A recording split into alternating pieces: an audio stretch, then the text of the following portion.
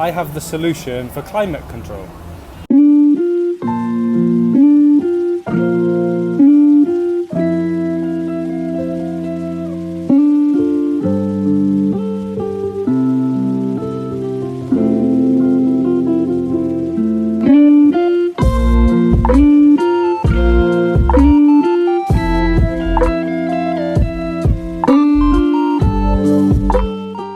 Our climate is out of control, and here are a few points how to stop it or even reverse it. Number one, plant trees everywhere. So when you see all rainforests that are massively culled for their wood so we can have furniture, they don't get replanted. Now there are some billionaires that are actually getting on the ball now and actually replanting some, but as you'll see in the next couple of pictures I'm going to put on here, the rainforests, especially in South America, they're just left like muddy clay lands, earthy soil, they're just gone. There's nothing left to regenerate. So by a world law, that every square inch of that would be replenished, either planted again. Even trees like this big, in 10, 20 years, they would be producing a minor amount of taking in carbon dioxide and giving out oxygen. If that doesn't work, there's just trees everywhere. So you know you've got fucking grasslands or fields. We'll come on to fields and farming a bit later.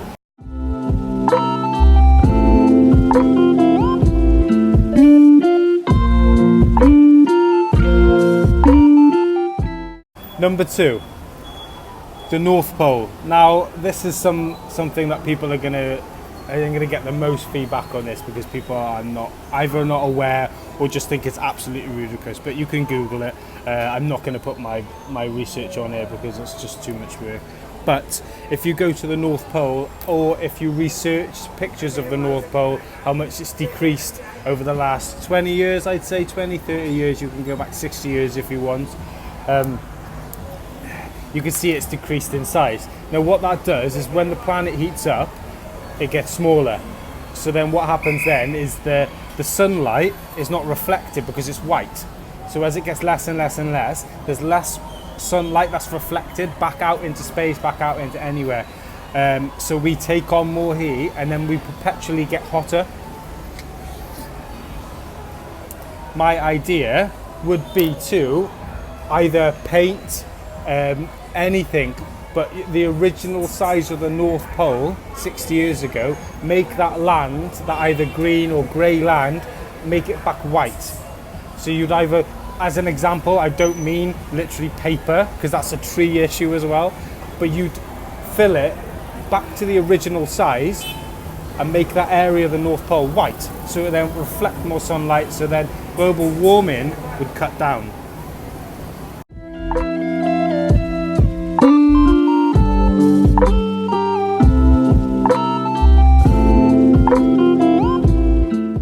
Now, I only say the North Pole because we legally can't go to the South Pole, probably because they're hiding some sort of wall for the flat Earth theories. Like, you never know, but I don't support that. I just think we're every other planet is circle, everything's circle.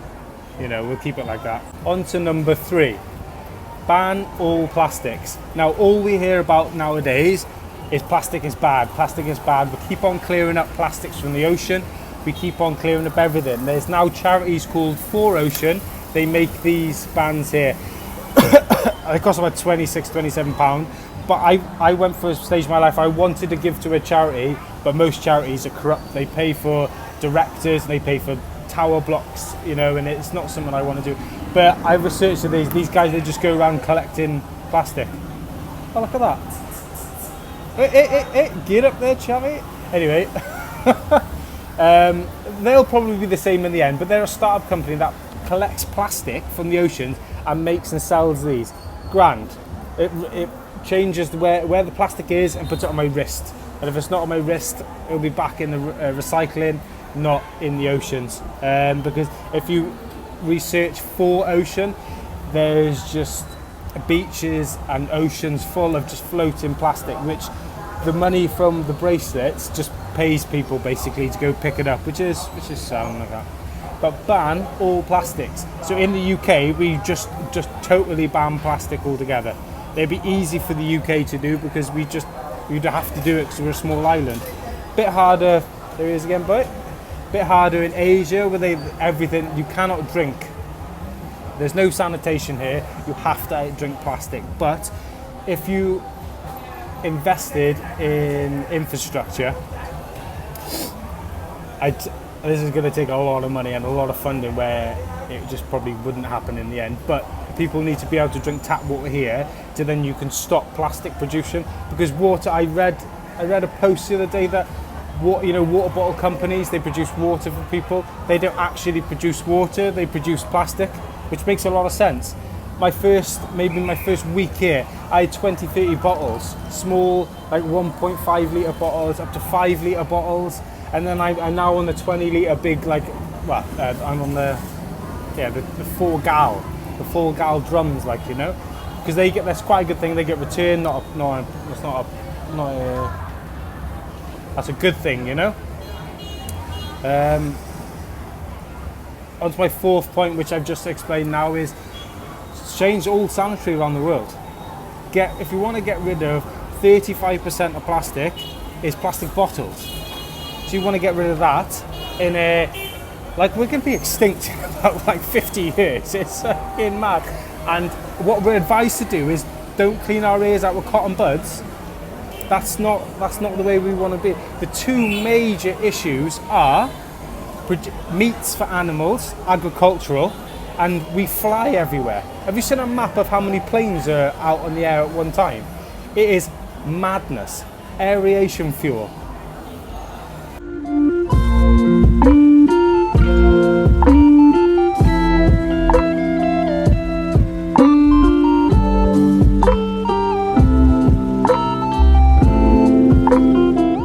On to my fifth point, meats and plant-based diets. So we need to move on to more of a plant-based diet. Now the vegetarians have got it good at the moment. They are spicing up the menu. Like a vegetarian option on a menu is quite appetizing now. You look at it and you think, oh, I'll have that. I have a cheese and broccoli bake. Nice little plug for cheese and broccoli bake. I didn't plan that. At the doghouse in Lorraine, I always have a cheese and broccoli bake. And yeah, I made a joke out of it then, but I mean, it cuts down a little bit of meat. But it's not just me that's doing it. We need to massively go onto plant-based so we could reduce the amount of animals that we're killing or growing, It's not something that we can sustain for the next 20, 30 years. And it will change, so it might be important to actually try and change it now. Do it yourself, because there will be food shortage. It's no, I'm not going to change the way I eat. And then 10 years later, oh no, I can't get meat. And then all of a sudden you're a dramatic change in your diet. So just spice it up a little bit. I mean, it's also cheaper as well. I mean, it's healthier for you. Our intestines are really long. And that states a vegetarian. So a meat eater would have small intestines to push the meat out quicker because it's rotting flesh. Another point, without cookers, without heat, we wouldn't be able to eat these meats, which means we didn't actually come from that we didn't actually cook that in the past. So we're not meant to eat that. Also, our jaws go like that. And typically, a meat eater is only up and down. So we are meant to be vegetarians. We are not now because it gives us energy, don't get me wrong.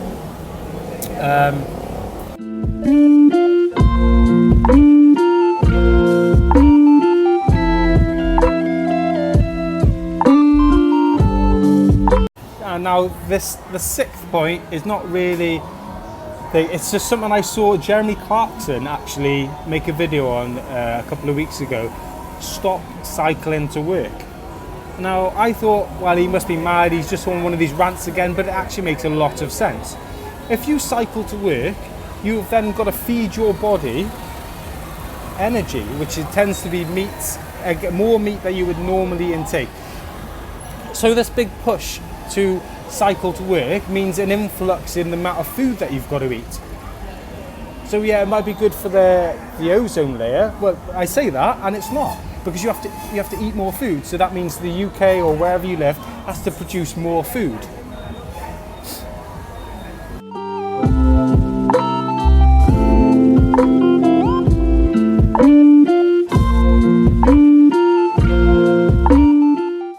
my 7th and final point, if all other points fail, hashtag cull humans save Earth. We do not now deserve to be on this planet. We are a parasite. We are a disease that is killing this planet. We are chopping down the lungs of the Earth and producing out fumes that the lungs can no longer produce oxygen for us. We're massively culling the seabed and eating just fish relentlessly because it benefits us.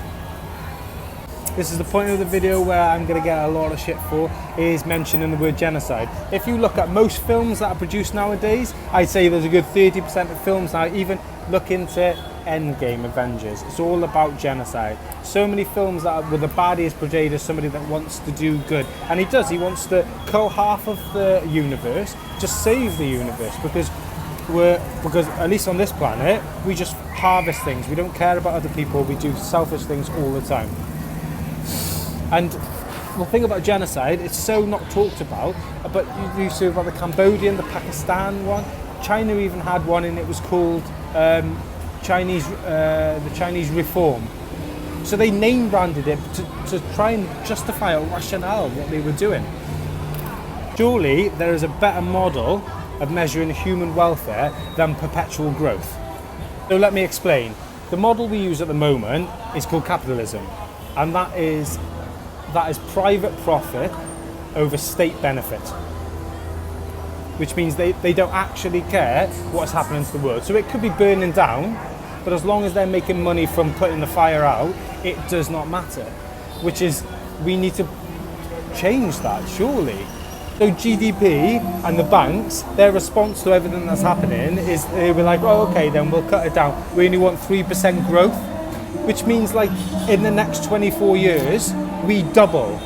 The population here doubles. Like, that's unsustainable, and it is madness. So to sum this video up, we need to plant trees everywhere, plant all the rainforest again so they can be the lungs of the earth, stop producing plastics, make the ice caps white again so they can reflect the sunlight.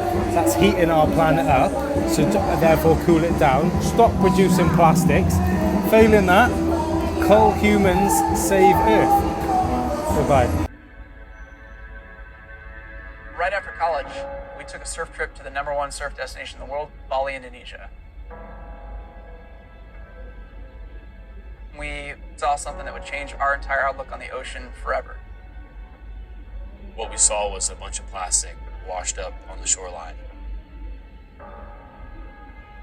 I walked up to a lifeguard and said, how come no one's doing anything to clean this plastic? He responded with, we clean it every morning. This is just what happens. By the afternoon, all the wind and tides would bring in more plastic. So it's just so much. We realized that there was a serious problem with the plastic pollution.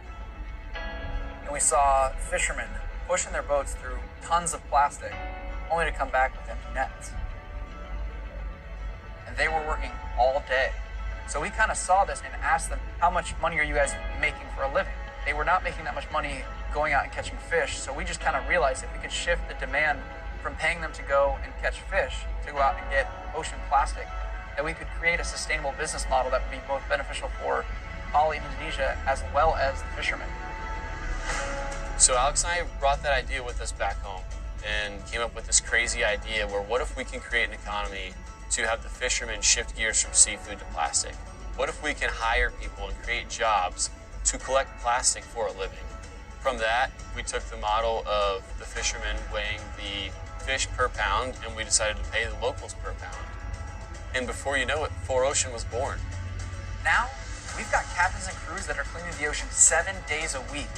We've operated at 6 different countries, and to date, we've removed over 500,000 pounds of trash from the ocean. All of these cleanups are funded entirely through the sale of our bracelet. The 4Ocean bracelet is made from 100% recycled materials.